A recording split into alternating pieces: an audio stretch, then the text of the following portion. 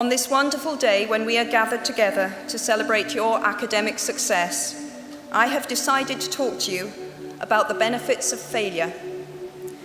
And as you stand on the threshold of what is sometimes called real life, I want to extol the crucial importance of imagination. These may seem quixotic or paradoxical choices, but bear with me. Looking back at the 21-year-old that I was at graduation is a slightly uncomfortable experience for the 42-year-old that she has become. Half my lifetime ago, I was striking an uneasy balance between the ambition I had for myself and what those closest to me expected of me.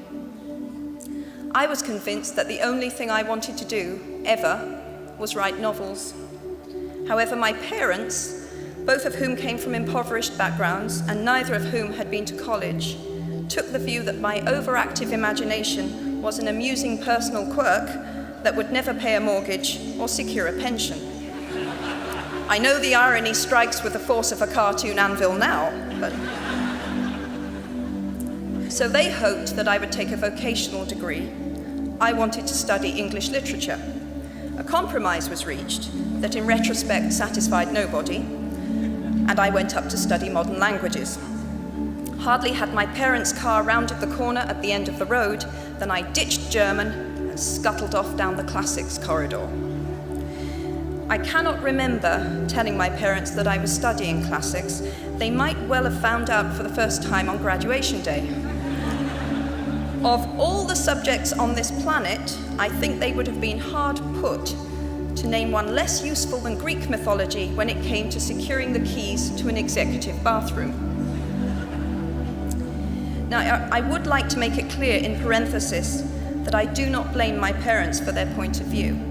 There is an expiry date on blaming your parents for steering you in the wrong direction. The moment you are old enough to take the wheel, responsibility lies with you. What is more, I cannot criticize my parents for hoping that I would never experience poverty. They had been poor themselves, and I have since been poor. And I quite agree with them that it is not an ennobling experience. Poverty entails fear and stress, and sometimes depression. It means 1,000 petty humiliations and hardships. Climbing out of poverty by your own efforts, that is something on which to pride yourself, but poverty itself is romanticized only by fools. What I feared most for myself at your age was not poverty, but failure. At your age, in spite of a distinct lack of motivation at university, where I had spent far too long in the coffee bar writing stories and far too little time at lectures, I had a knack for passing examinations, and that, for years, had been the measure of success in my life and that of my peers. Now, I am not dull enough to suppose that because you are young, gifted, and well-educated, you have never known hardship or heartache. Talent and intelligence never yet inoculated anyone against the caprice of the fates, and I do not for a moment suppose that everyone here has enjoyed an existence of unruffled privilege and contentment. However, the fact that you are graduating from Harvard suggests that you are not very well acquainted with failure. You might be driven by a fear of failure quite as much as a desire for success. Indeed, your conception of failure might not be too far removed from the average person's idea of success. So high have you already flown. Ultimately, we all have to decide for ourselves what constitutes failure. But the world is quite eager to give you a set of criteria if you let it. So I think it fair to say that by any conventional measure, a mere 7 years after my graduation day, I had failed on an epic scale. An exceptionally short-lived marriage had imploded, and I was jobless, a lone parent, and as poor as it is possible to be in modern Britain without being homeless. The fears that my parents had had for me and that I had had for myself had both come to pass, and by every usual standard, I was the biggest failure I knew.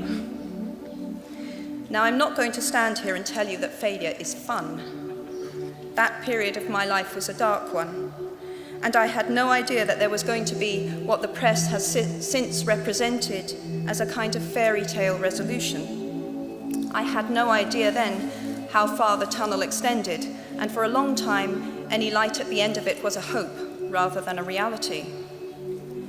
So why do I talk about the benefits of failure?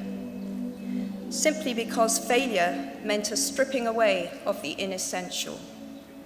I stopped pretending to myself that I was anything other than what I was, and began to direct all my energy into finishing the only work that mattered to me. Had I really succeeded at anything else, I might never have found the determination to succeed in the one arena where I believed I truly belonged.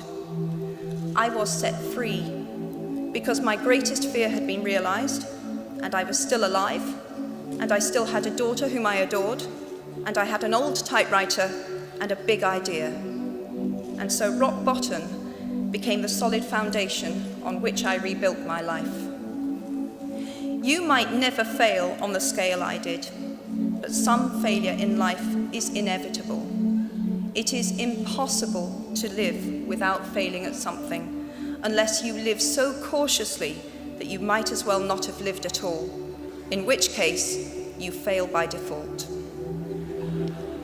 Failure gave me an inner security that I had never attained by passing examinations. Failure taught me things about myself that I could have learned no other way. I discovered that I had a strong will and more discipline than I had suspected. I also found out that I had friends whose value was truly above the price of rubies.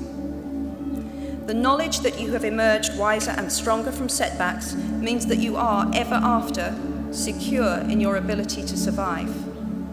You will never truly know yourself or the strength of your relationships until both have been tested by adversity. Such knowledge is a true gift, for all that it is painfully won, and it has been worth more than any qualification I ever earned. So given a time turner, I would tell my 21-year-old self that personal happiness lies in knowing that life is not a checklist of acquisition or achievement. Your qualifications, your CV, are not your life, though you will meet many people of my age and older who confuse the two.